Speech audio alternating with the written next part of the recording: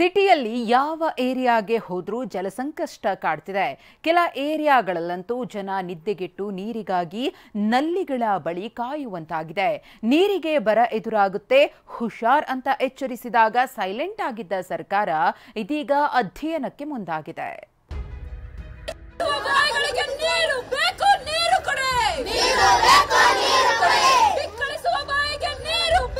ಗೊರಗುಂಟೆ ಪಾಳ್ಯದಲ್ಲಿರತಕ್ಕಂತ ಜ್ಯೋತಿಬಾಪುಲೆ ನಗರದಲ್ಲಿ ನೀರಿಗಾಗಿ ಹಾಹಾಕಾರ ಇರುವಂತದ್ದು.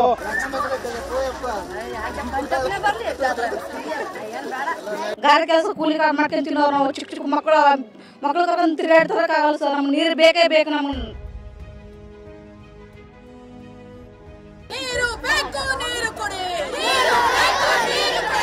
ಕೈಯಲ್ಲಿ ಬಿಂದಿಗೆ, ನೀರಿನ ಕ್ಯಾನ್ಗಳು, ಪೇಂಟ್ ಡಬ್ಬಗಳನ್ನು ಬಿಟ್ಟಿಲ್ಲ, ಬಕೆಟ್ಗಳನ್ನು ಹಿಡಿಕೊಂಡು ಧಾವಿಸಿದ್ದಾರೆ. ಅಮ್ಮಂದಿರ ಜೊತೆ ಮಕ್ಕಳು ಸಹ ನೀರಿಗಾಗಿ ಆಗ್ರಹಿಸಿದ್ದಾರೆ. ಗೊರಗುಂಟೆ ಪಾಳ್ಯದ ನಿವಾಸಿಗಳು ಜೀವ ಜಲಕ್ಕಾಗಿ ಒದ್ದಾಡುತ್ತಿದ್ದಾರೆ.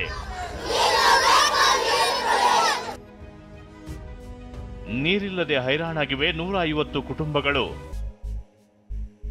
ಬೆಳಗ್ಗೆ 3 ಗಂಟೆಗೆ ಕ್ಯೂ ನಿಂತರಷ್ಟೇ ಕುಡಿಯಲು ನೀರು.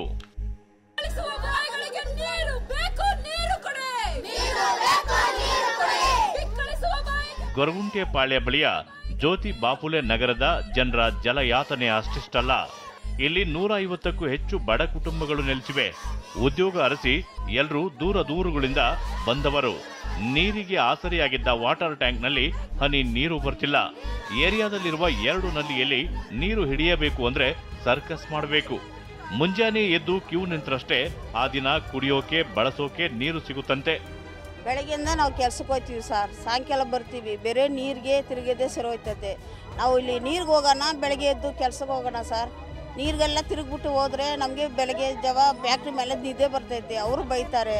ನಾವೇನು ಮಾಡೋಣ ಸರ್? ಸ್ವಲ್ಪ ನೀರಿಗೆ ಏನಾನ ನಮಗೆ ವ್ಯವಸ್ಥೆ ಮಾಡ್ರಿ. ಎಲ್ಲಿ ಹೋದ್ರೂ ನೀರು ಬಿಡ್ತಾ ಇಲ್ಲ, ನಮಗೆ ವಾಪಸ್ ಕಳಿಸ್ತಾರೆ. ಇಲ್ಲಿನ ಜಲಸಂಕಷ್ಟ ನೀಗಿಸಲು ಬೋರ್ವೆಲ್ ಕೊರೆಸಿದ್ರು ಇನ್ನೂ ಕನೆಕ್ಷನ್ ಕೊಟ್ಟಿಲ್ಲ.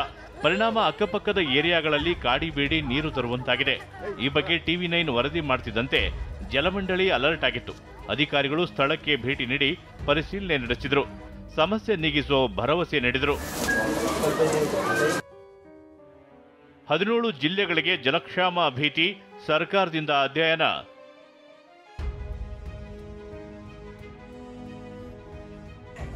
ಪರಿಸರ ನಿರ್ವಹಣೆ ಮತ್ತು ನೀತಿ ಸಂಶೋಧನೆ ಸಂಸ್ಥೆ 6 ತಿಂಗಳ ಹಿಂದೆ ಬೆಂಗಳೂರು ಸೇರಿದಂತೆ 17 ಜಿಲ್ಲೆಗಳಿಗೆ ಜಲಕ್ಷಾಮದ ಎಚ್ಚರಿಕೆ ನೀಡಿತ್ತು.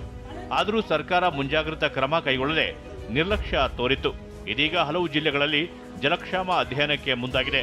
ಅಂತರ್ಜಲ, ಅರಣ್ಯ, ಜನಸಾಂದ್ರತೆ, ನೀರಿನ ಬೇಡಿಕೆ, ಕೃಷಿ, ಜಾನುವಾರು, ಕಾರ್ಖಾನೆ ಹೀಗೆ ಎಲ್ಲವನ್ನ ಗಣನೆಗೆ ತೆಗೆದುಕೊಂಡು ಅಧ್ಯಯನಕ್ಕೆ ಮುಂದಾಗಿದೆ.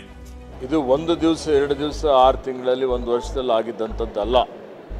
ನಿರಂತರವಾಗಿ ಇವತ್ತು ಅಂತರ್ಜಲ ಮಟ್ಟ ಕುಸಿತ ಆಗ್ತಾ ಇದೆ.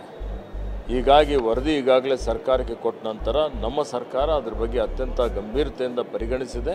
ಎಲ್ಲ ರೀತಿಯ ಸೂಚನೆಗಳನ್ನು, ಸಲಹೆಗಳನ್ನು, ಆದೇಶಗಳನ್ನು ಸರ್ಕಾರ ಕೊಡ್ತಾ ಇದೆ. ಏನೇ ಹೇಳಿ, ಬೇಸಿಗೆ ಆರಂಭದಲ್ಲೇ ಜಲಕ್ಷಾಮ ರಾಜ್ಯದ ಜನರ ಜೀವ ಹಿಂಡುತ್ತಿದೆ. ಮುಂಗಾರು ಬರೋಷ್ಟರಲ್ಲಿ ಪರಿಸ್ಥಿತಿ ಏನಾಗುತ್ತೋ ಎಂಬ ಭೀತಿ ಹುಟ್ಟಿಸಿದೆ. ವಿನಾಯಕ್ ಕುಮಾರ್ ಕಾಶ್ಯಪ್ಪನವರ ಜೊತೆ ಶಾಂತಮೂರ್ತಿ, TV9 ಬೆಂಗಳೂರು.